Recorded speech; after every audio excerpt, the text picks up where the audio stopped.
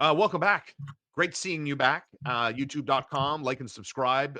There's Marco D'Amico. I am Shaun Starr, presented by Little Bear, littlebearonline.com. Specials for the rest of the month of August. You might want to start thinking about saving 20% to get your dog winter ready. And that's jackets, that's boots. Like my dog Hank, I told you last week, this guy's soft as butter on the counter, man. I got the AC on. This dog gets out of the room. And I remind you, he has fur, like he's got a coat on, but he has zero tolerance for the weather. That's why I do my winter shopping for my dog, for my soft dog, Hank. I get him my jackets. I've trained him to wear, Marco, I've trained my dog to wear winter boots outside because Hank has to. I'm not embarrassed. Okay, I'm a little embarrassed to walk him around, but Little Bear has such stylish stuff. He still looks kind of cool. I look, like an overcaring dog owner. But that's okay. Judge me all you want. I'm good. I'm fine. No problem. I mean, All your dog listen, and cat stuff at littlebearonline.com. what's worse, the frostbite vet bill or looking up? Yeah. Look at So this. I don't know. Brains of the To me, operation. to me, it's all about cause consequence, Yeah. right? He may look a little goofy at first Yeah. because you're not used to seeing dogs with boots, but the last thing you want to do is have to go and have a $3,000 vet bill because you That's got right. frostbite. That's right. And don't forget, they have delivery. You can save up to 10% on your first order. Use that code order1. And they also have a subscription service where you can save even more. Now, speaking of saving even more, how about some extensions handed out? Interesting. Frank Nazar with a Canadiens connection there. Kirby Doc. Mm. But Marco Rossi. Let's start with Marco Rossi. As Michael Russo reports, Rossi signs a 3-year contract with Wild, the $5 million AAV, $15 million, obviously, over those 3 years. So a bridge deal. Let me get your Mhm. reaction before we move on very quickly here. The bridge deal is the ultimate compromise, right? So, like, have you heard anything? Like, how close was he to being moved? Where ultimately now we're talking about a 3-year bridge deal. He stays in Minnesota, Marco Rossi. Um, hmm, how do I put this? The Wild were open to trading him. Teams were open to trading for him. I know the Vancouver Canucks were hot on his tail. Seattle Kraken, Mm, uh, nudged. I know that Calgary Flames called. Ottawa Senators checked in. Uh, Pittsburgh Penguins checked in. So definitely, like teams were interested. Obviously, you have a arguable top six center. Whether teams feel like he's a winger or not is a different story, but it is what it is, right? It's a very interesting player to be able to go and get. The problem is that the Minnesota Wild had absolutely no interest of taking any steps back and taking futures for this player. And I gotcha. think that's the problematic is that there were so few sellers in this market. Everybody wanted player for player. That's why you saw JJ Paterka go for Doan and Kesselring, right? It's because Buffalo absolutely wanted a right shot top four defenseman, and boy, did they get one. Yeah. I feel like Kesselring has a lot of naysayers to prove wrong here. But the same thing applies with Marco Rossi. Vancouver offered their first round pick in the 2025 draft, and Minnesota did not bite because they couldn't possibly go into this season seeing how all the centers basically got signed prior to July 1st. They couldn't possibly go into the season trading away Rossi and not having a replacement in their top six because then they would only have Joel Eriksson Ek. So that's why Bill Guerin decided it'd be a wiser choice to meet on a bridge deal. Where it came for Marco Rossi's cap, they wanted to cash in on the season and sign a long-term deal somewhere in the 7x7 range. Yeah. The Minnesota Wild offered, I believe, 5x5. So you see where this goes, right? They kind of met closer in the middle and came up with a bridge deal. And I think, to my degree, I think it benefits both parties. On one end, you look at a guy like Marco Rossi; he's going to get to play with Kirill Kaprizov in a contract year. Not bad, eh? Ain't no like maybe a handful of wingers that you could possibly say are better. And even then, have fun with that argument. Kirill Kaprizov, prior to his injury, was the best player in the NHL. And I feel like if he's healthy this season, he can definitely punch up above 100 points. And if you're his center and Marco Rossi, you can only benefit from that. So there's a lot to Right. benefit from. And then from the other thing to keep in consideration is Rossi is a restricted free agent at the end of this deal with arbitration rights, 1 year left, and again, eligible for offer sheet. He'll have all the leverage in the world. Yeah, which he So didn't have this time around. he was still eligible for an offer sheet, but he was not eligible for arbitration. Yes, So that was the idea. So he was at the mercy of a team paying the big money to get him out of Minnesota. Yeah. On the flip side, when you're someone like Bill Guerin, well, now you have 3 years to figure out what's going to happen here. Is he a center for real? Is he a guy you want to keep around the team? Is a team in the next 3 years going to step up with an offer where it could be center for center, or could you potentially do a swing of trades where you trade for a center and then you could move Marco Rossi for futures or another position? It just gives them that time, that flexibility. They basically kick the can down a couple of years and we'll see what happens. And when you're the Minnesota Wild, you couldn't afford to take a step back because you're trying to prove to Kirill Kaprizov that he can sign in Minnesota and expect to be a competitive roster that could challenge for a Stanley Cup. Right. And so with the Rossi deal now done, we could talk about Frank Nazar, who put up 12 goals and 26 points in less than 60 games. He played 53 games for the Chicago Blackhawks, and he had split time, right? We're talking about a 2022 first round pick. And this is a very lucrative deal. So a couple of things here. I saw some Hab fans getting their collars up a little bit because it was the pick that they got in the Kirby Dach deal, and that like you just can't assume things. You just can't assume that Frank Nazar would have been a Canadian. He would have looked the way he looked in Chicago with Montreal. Like there's nothing in my head that I can connect the dots and say, you know what, you're kind of right. The Canadians maybe got the raw end of this deal, but for me, the bigger question in my mind as it relates to Frank Nazar, and we're going to tie this all into Lane Hutson in 1 second, is 53 games, and they more or less gave this guy the bag. $46.13 million deal. What do you think of Chicago going more or less all in? Well, so this is the way I see it, right? And I think that Frank Nazar more or less connected to Lane Hutson. They play different positions, obviously, than Marco Rossi, because both of them would have been 10.2 C RFAs. What does that mean? Ineligible for offer sheets. Yes. Ineligible for arbitration. Zero leverage. Okay. Their on ice play is all the leverage they have.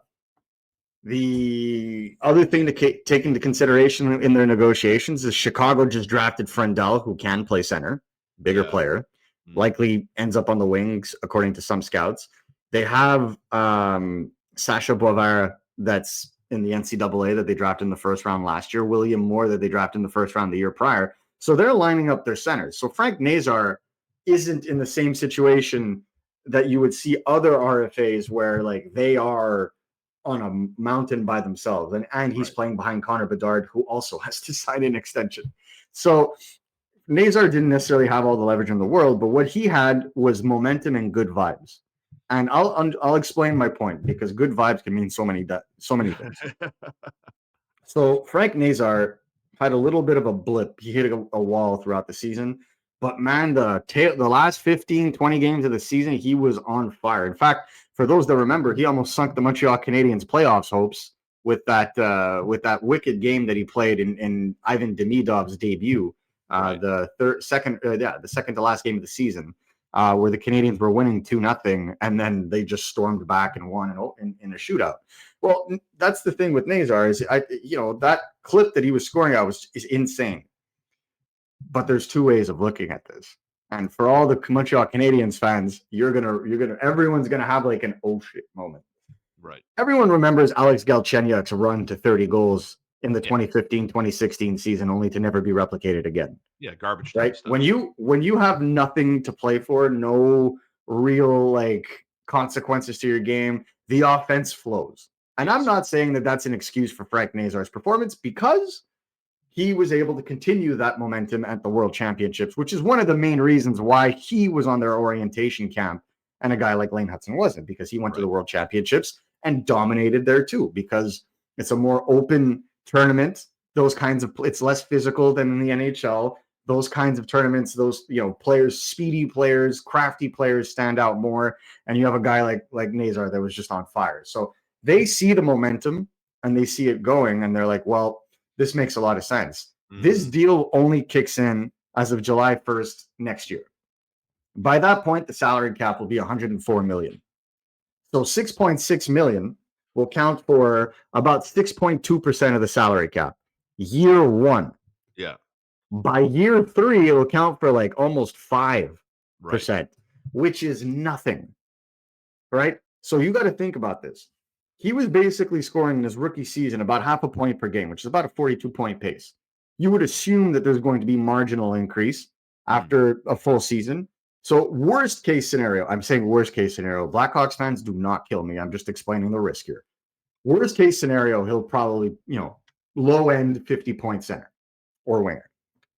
High end, he could keep going and going and going and playing with guys like Bedard, playing with guys like Fredel, adding pieces to that roster eventually. He could hit, the 70-point plateau, 80-point plateau. You don't ever know, right? And then you go from, oh, okay, this is starting to look valuable to, oh my God, this is a steal. Mhm. And this is my thing. You look across the league, players that are in the 60-point range are all earning about $7-8 million on the long term.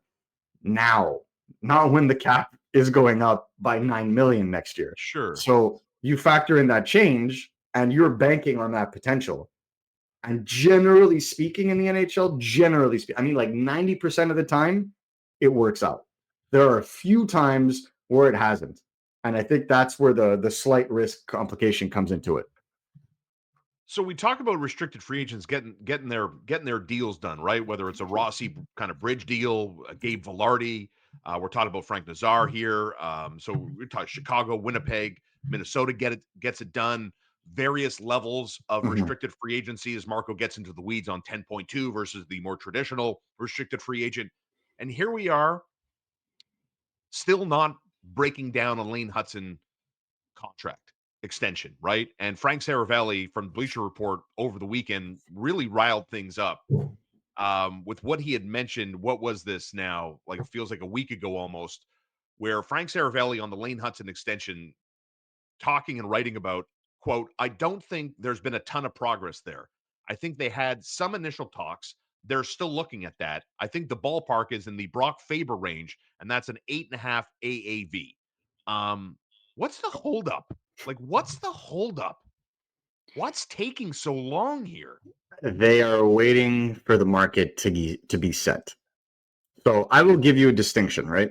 You have Yeah, to factor this in. Frank Nazar, when he was drafted, the year after he was drafted, had a massive knee injury that kept him out most of the season. That required surgery.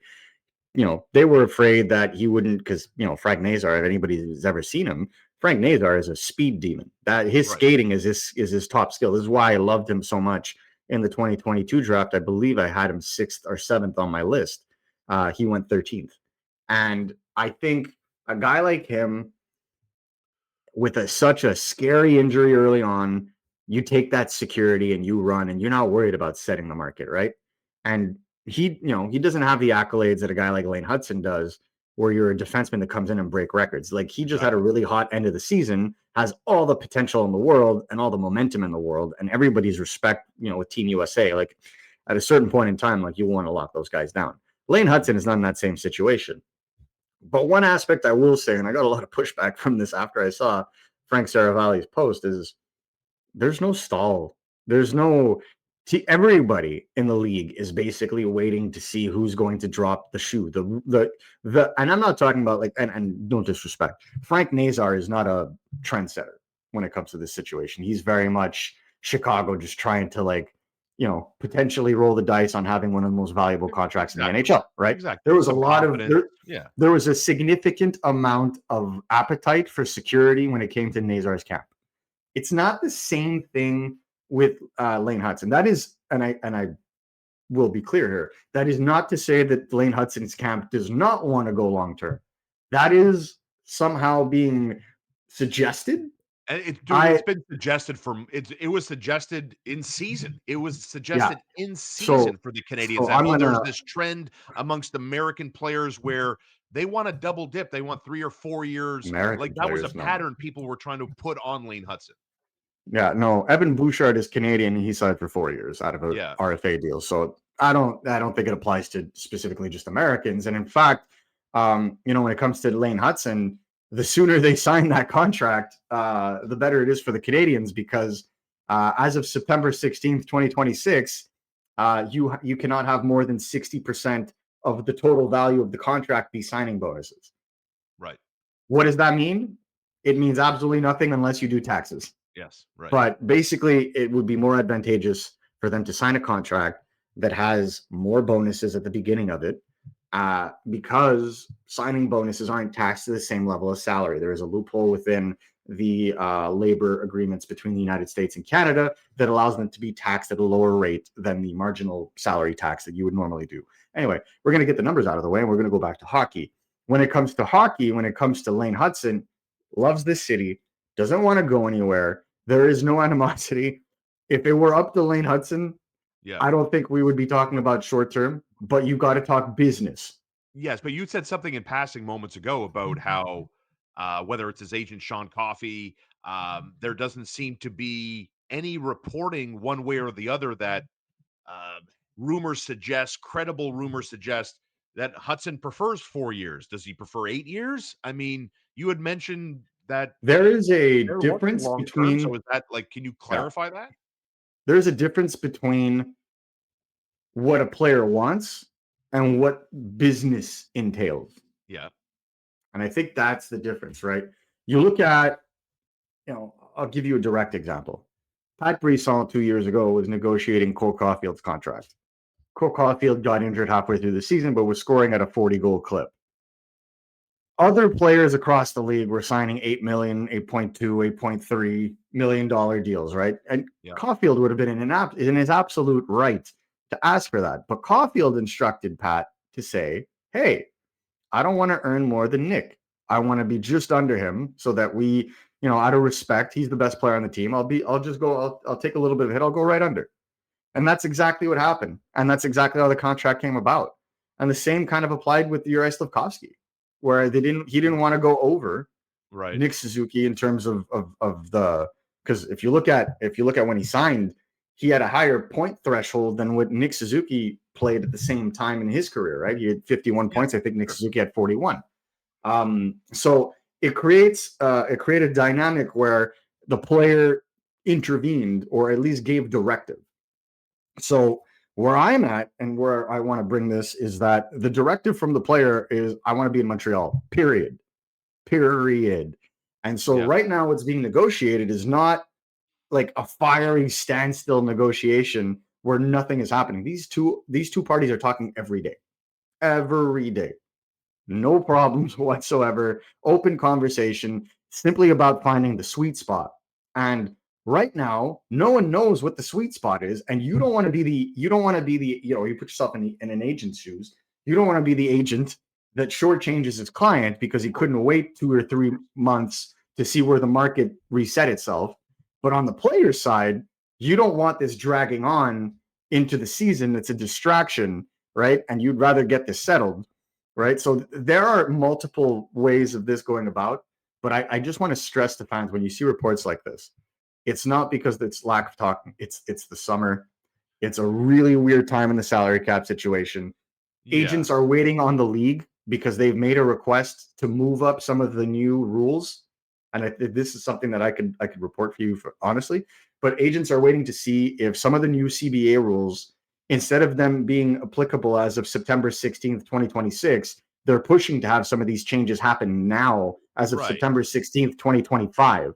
That's also weighing on the situation. That's why a lot of them are waiting, because if that changes, then that changes the power dynamics, because poof, there goes your 7-year deals. Poof, there goes your front-loaded signing bonuses. Exactly. So there is a lot going on behind the scenes that impact the Lane Hutson contract negotiations that has absolutely nothing to do with Lane Hutson as a person.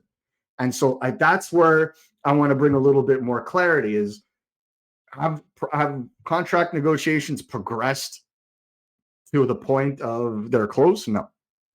But they've outlined every possible scenario, and they just there is a range. And so one of the things I'd like to highlight, and you brought it up, when you're talking about Frank Saravalli and the AAV, The issue, and I think the mistake that Frank has made, is talking about the AAV. It has nothing to do with the AAV. And so for hockey fans, when agents negotiate contracts for their players, especially in a situation where the salary cap continues to increase, obviously it was flat for a couple of years, they negotiate based on cap percentage. Exactly. And so if you have a guy like Brock Faber who signed his contract July 2024, effective July 1st, 2025, well, that contract is worth 8.9% of the salary cap at the moment of its signing. So 8.9% of 95 million is 8.5 million. Okay, cool. What happens when the cap goes up by 9 million next year and you're at 104? How much does the 8.9% count for? The answer is 9.2 million. Not Noah Dobson. Well, just under Noah Dobson. But and that's why I wanted to tie it in, like to finish your story. If the Cole Caulfield, Uri Slafkovsky to Nick Suzuki, the equivalent is Noah Dobson is Nick Suzuki in this story, and Lane Hutson is Cole Caulfield or Uri Slafkovsky, and then you tell the whole story. Out of respect, maybe he slots right under Noah Dobson. If I'm Lane Hutson, I'm asking for Dobson money. Yeah, of course. And I don't know that he'll get it simply just because of the leverage, the lack of leverage from an offer sheet, arbitration, the one season that he's played. Yes. And again, I think we've talked about Noah Dobson and how those contracts kind of clash and the situations kind of clash. But if you're a guy if you're Lane Hutson, I think anything over 9 is a win in that kind of a situation. Oh, absolutely. And so, I get it. And obviously, there's going to be reservations. But if it were up to the Montreal Canadiens, I'm sure they would rather get the AAV of Brock Faber as opposed to the cap percentage of Brock Faber. And I think that's the discussion that not only Lane Hutson and the Canadiens, and I mean Lane Hutson, I mean his representation, are having. It's the conversation that all GMs are having right now is, because the cap is going up, the percentage point that you sign at right now will look like peanuts in 3 years compared to what you're signing to right now. Because what is 8.5 million worth at 95 million? 8.9%. Cool. What is 8.5 million worth in 2.5 years from now when the cap is 115 million or 113 million? It's like 7.6% or something. Already in just 2 years, you've lost a percentage and a half. Right, your value almost went down by 20%. It's a lot, and so you have to factor that in. How valuable you are to this team. Like to me, it's but your value continues to the overall value continues to go down. Correct, but your take home pay remains the same. But it also allows the team to, as the cap goes up, you can use that 1 or 2 points that you're now saving on that to, I don't know, sign someone else on a nicer deal or whatever else. So it's I had a conversation, with a third party agent about this, and he was like, the way an agent would view this is, you could sign a short term deal right now, say like 3 times 6, right, and then really cash out and do like 8 times 12 after that. Correct. But the reality is if you do 8 times 9 now, when Lane Hutson's contract comes to an end, he'll be 30. Yeah. When you're 30. You're not dead. You can still go for another 3, 4, 5, 6 years. He'll get 7 years. He'll get a retire-me deal, like we see so many of these defensemen sign. And in the end, and this was the conversation we were having. He's like, and in the end, he'll probably earn the same amount, give or take, 5 or 6% of his total earnings. So in the end, it's less about squeezing out every penny. It's more about finding the sweet spot. And a lot of players, and I think this is the one aspect we haven't talked about, is the culture in that room. A lot of players just want to know that these guys are going to stick around because it's part of that culture that they've been building.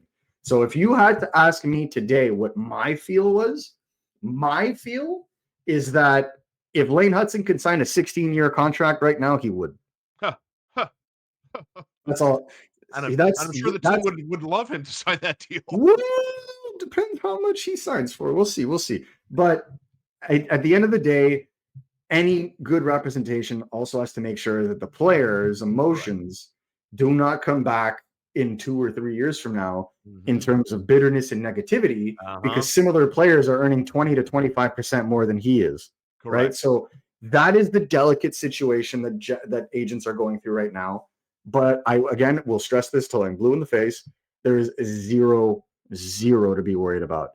Either it'll be a longer bridge deal, 4, 5, 6 years, or they're going to go 7, 8. It's Yeah. really everything is on the table. It's whatever both sides are comfortable with, but they want to see other contracts get signed, like Luke Hughes, like Connor Bedard, like all these guys. The contract negotiations are happening. You know, Don Waddell's saying that he's going to start contract negotiations with Adam Fantilli next week when they're seeing each other face to face, like Yeah. stuff like that, right? And once those balls get going, once a lot of the other agents start talking about like what the discussions are looking like for their client, because that does happen, it's going to open up stronger conversation corridors where they're going to be able to get a little bit more precise on where things are going. Follow all the latest. Keep it locked. Make sure you like and subscribe. Turn that notification bell on so you don't miss any drops. Don't forget, brand new episodes Monday through Friday at 10 a.m. And while we spend a good chunk of today talking about Lane Hutson and the extension that he's and his representation are dealing with, there's another Montreal Canadian that has put his hand up, has his voice heard. He would love to stay here. Who are we talking about exactly, and what will it cost? Tomorrow morning at 10 a.m., we'll have those answers. Follow Marco D'Amico at MN D'Amico. I'm Shaun Starr. Don't forget, new episodes drop weekdays at 10.